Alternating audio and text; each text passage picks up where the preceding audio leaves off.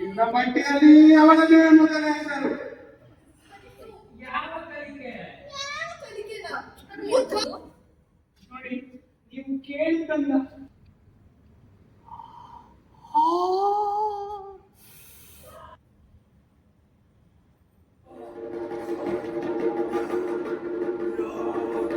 ಒಪ್ಪಿಕೋಬೇಕಾ?